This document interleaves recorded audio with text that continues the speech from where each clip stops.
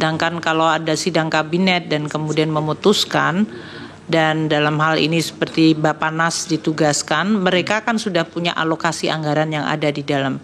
Mereka bisa menggunakan alokasi anggaran itu dahulu, dan kalau kemudian ada kekurangan, mereka bisa meminta tambahan anggaran. Itu mekanisme. Jadi Perpres turunan Undang-Undang APBN itu independen terhadap, artinya dia diturunkan dari yang di dalam undang-undang untuk rincian dari anggaran kementerian lembaga dan transfer ke daerah. Baik, terima kasih. Dari Prof. Arief masih satu. Bu Mensos, mohon maaf saya lagi. Sebelum Ibu jadi Menteri Sosial, apakah sudah ada program bantuan pangan beras? Ada, Bapak. Waktu itu yang menyalurkan siapa? Dulu Kementerian Sosial, Bapak. Oke, terus habis setelah Ibu jadi Menteri digeser ke Kepala Badan Pangan Nasional. Bapak. Mungkin Gimana? saya perlu jelaskan. Ya, itu perlu dijelaskan supaya clear. Jadi begini, Pak. Waktu itu sebetulnya diberikan kepada Kemensos. Tapi saat itu karena ada temuan BPK, nanti kami bisa sebutkan, yang tahun 2020 ada temuan BPK bahwa ada dispute harga karena kita menggunakan harga CBP. Kemensos menggunakan harga CBP. Tapi kemudian saya tidak tahu di lapangannya. Saya menerima temuan. Akhirnya saya sampaikan, kenapa BPK nanyakan, kenapa milih harga CBP, kenapa bukan HET? Itu yang saya tawar saat itu. Kenapa kalau saya menggunakan HET atau harga pasar, saya mau dan tidak ada biaya bungkus. Kemudian ternyata nggak bisa, harus menggunakan dana CBP. Akhirnya kami pun tidak mau karena saya juga khawatir ada temuan kalau menggunakan dana menggunakan harga CBP, saya sampaikan begitu. Oke. Jadi karena ada persoalan, kemudian Ibu sendiri yang menyatakan keberatan, terus betul. Kemudian oleh Bapak Presiden digeser ke penanganannya Kepala Badan. Saya tidak tahu, mohon maaf, saya tidak tahu kemananya. Mungkin Ibu Menteri Keuangan tahu atau Pak Menko Ekwin? Yang mulia Bapak Arief, waktu bantuan sosial dalam bentuk beras itu dieksekusi dulu, ada juga keluhan mengenai kualitas beras. Karena itu biasanya yang menjadi masalah teknis, beras yang sudah lama ada di Bulog disampaikan dan kualitasnya sudah tidak bagus sehingga menimbulkan persoalan reputasi bagi pemerintah. Pada saat peralihan menjadi bantuan dalam bentuk cash itu dilakukan untuk PKH dan kemudian bantuan pangan sembako tapi dalam hal ini diberikan tetap tanpa dalam bentuk beras atau in kind, tapi cash kemudian untuk menciptakan perputaran ekonomi di masing-masing daerah.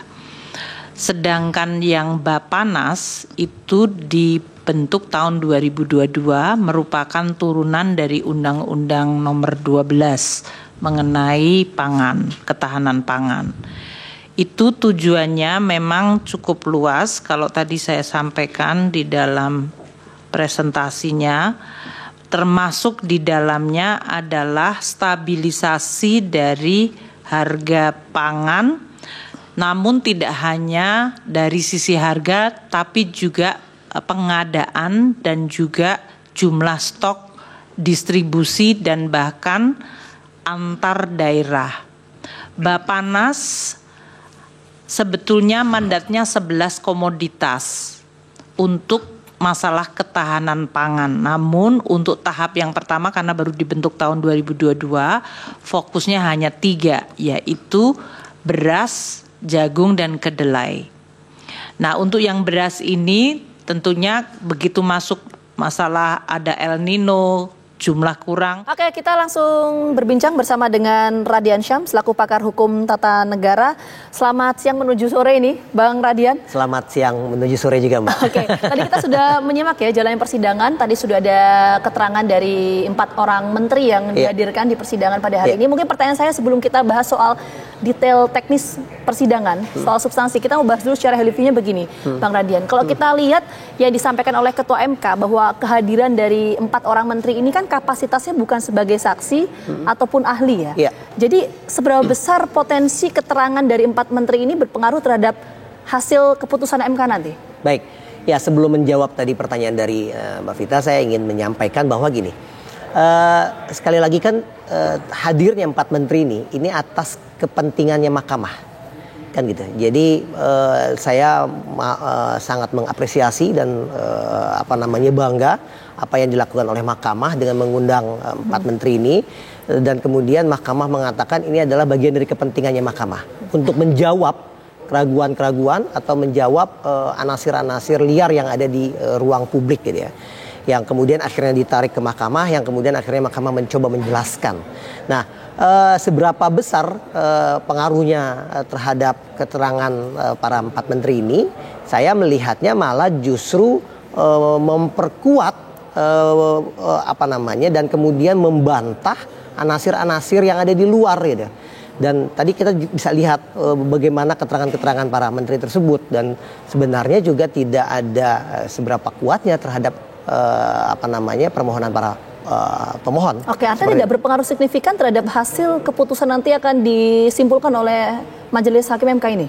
Seperti apa? Iya, yang jelas memang mahkamah akan mendudukkan posisinya gitu ya atas keterangan dari para menteri. Tetapi kemudian untuk mempengaruhi terhadap putusan mahkamah itu ya saya melihat tidak berpengaruh signifikan. Oke, tidak berpengaruh signifikan ini karena memang kapasitasnya bukan sebagai saksi atau ahli atau bagaimana? Iya, atau ada alasan lain di luar itu? Kapasitasnya kan yang jelas Ketua MK kemarin Pak Soehartoyo mengatakan dia bukan saksi dan kemudian bukan ahli, kan gitu. Karena sekali lagi kan kalau kita bicara di dalam ruang mahkamah, maka kemudian harus ada saksi fakta, kan gitu. Dan saksi fakta itu yang kemudian harus diperkuat oleh keterangan ahli. Tapi kan sekali lagi 4 menteri yang hadir hari ini itu bukan menjadi saksi fakta atau bukan menjadi ahli. Oke, jadi stratanya begitu ya soal pemberian keterangan. Benar. Oke, itu menarik ya. Kalau kita begini Bang Radian, tadi kan Bang Radian menyampaikan bahwa keterangan yang disampaikan oleh 4 orang menteri ini di persidangan ini bisa membantah persepsi yang ada di luar sana. Ini indikatornya dari mana? Iya, tadi jelas ya kalau misalkan kita lihat keterangan dari Bu Risma kalau tidak salah saya mendengar bahwa selama beliau jadi Menteri Sosial sudah tidak ada lagi penyaluran beras, kan gitu ya Mbak ya. Dan bahkan uang yang diberikan itu bukan berupa bansos, tapi itu memang adalah uang gaji gitu. Nah, jadi artinya itu membantah yang selama ini orang mengatakan kemenangan yang diperoleh oleh 02 dalam hal ini pihak terkait itu dihasilkan dari bansos, itu dibantah oleh keterangan dari Bu Risma. Oke, selain keterangan dari Bu Risma, indikator apa lagi yang kemudian menguatkan itu? Ya, kemudian juga keterangan yang disampaikan oleh Bu Sri Mulyani, kemudian keterangan oleh Pak Erlangga dan bahkan tadi Pak Muhajir ya. Nah, ini kan seragam dan kemudian dikatakan bahwa bansos itu sekali lagi kan juga atas persetujuan DPR, kan gitu. Bahwa sesungguhnya Presiden tidak dapat mengeluarkan uang dengan mudah tanpa izin dari DPR. Nah, di DPR kita ketahui, DPR kemarin ya Mbak ya, itu kan ada 9 partai politik. Nah, 9 partai politik ini sudah menyetujui bahwa anggaran bansos itu harus cair di tahun anggaran 2023-2024.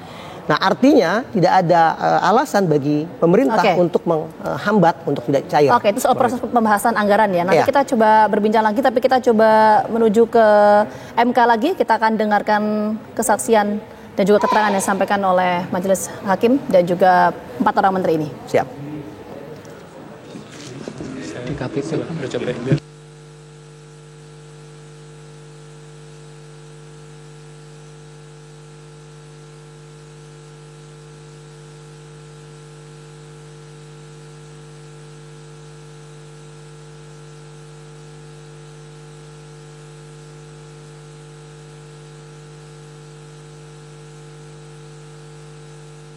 Pemirsa, baru saja ini 4 orang menteri yang hadir di sidang MK mengenai perselisihan hasil pemilu 2024 ini baru saja usai. Tadi kita terima kasih kehadirannya. sama-sama Jadi melihat ya kehadiran dari seperti ketika 4 mendengar orang menteri dari yang hadir, yaitu dari Menko PMK Muhadjir Effendi, kemudian Menko Perekonomian Erlangga Hartarto, Menteri Keuangan Sri Mulyani, dan juga Menteri Sosial Tri Risma hari ini. Keempatnya digali keterangannya oleh Hakim MK mengenai bagaimana kemudian proses pembahasan, penganggaran hingga pelaksanaan dari bantuan sosial. Kenapa hal ini kemudian yang digali oleh Hakim MK dalam persidangan? Karena menurut keterangan yang disampaikan oleh kubu 01 dan juga 03 melalui kuasa hukumnya yang hadir di persidangan menyatakan bahwa ada dugaan politisasi bansos yang kemudian berpengaruh terhadap elektoral atau kemenangan dari pasangan calon 02 ketika itu, yaitu Prabowo Subianto dan juga Gibran Raka Buming Raka. Tadi sudah disampaikan di persidangan oleh beberapa menteri yang hadir mengenai yang pertama adalah soal bagaimana bantuan sosial atau anggaran bantuan sosial ini kemudian bisa dianggarkan. Tadi disampaikan oleh sejumlah menteri bahwa pembahasannya dan juga persetujuan mengenai anggaran bansos sudah disetujui di DPR RI dan juga oleh pemerintah. Itu tadi disampaikan oleh sejumlah menteri dan tadi disampaikan oleh Menteri Perekonomian Erlangga Hartarto bahwa selama ini banyak persepsi di luar sana dan juga anggapan adanya kenaikan anggaran bansos yang cukup signifikan. Tadi disampaikan oleh Erlangga Hartarto bahwa kenaikan anggaran bansos ini dikarenakan adanya kenaikan subsidi energi yang bertambah dan juga kenaikan dari nilai tukar rupiah. Ini kemudian yang disampaikan oleh sejumlah menteri. Tadi juga Menteri Sosial Tri Risma hari ini menyampaikan bahwa pembagian bantuan sosial mulai dari periode Januari hingga Februari 2024 ini dinyatakan normal menurut Tri Risma hari ini. Dan tadi juga yang disampaikan oleh narasumber saya di studio, Bang Radian Syam, selaku pakar hukum tata negara, bahwa keterangan yang disampaikan oleh 4 orang menteri yang hadir di persidangan hari ini tidak berpengaruh signifikan terhadap keputusan MK nanti dalam persidangan, mengingat status dari 4 orang menteri yang dihadirkan di persidangan hari ini, pemirsa, bukan sebagai saksi ataupun ahli. Itu kemudian tadi disampaikan oleh Radian Syam selaku pakar hukum tata negara. Dan demikian pemirsa Breaking News TV One, saya akhiri, saya Gina Vita pamit undur diri. Selamat siang, sampai jumpa.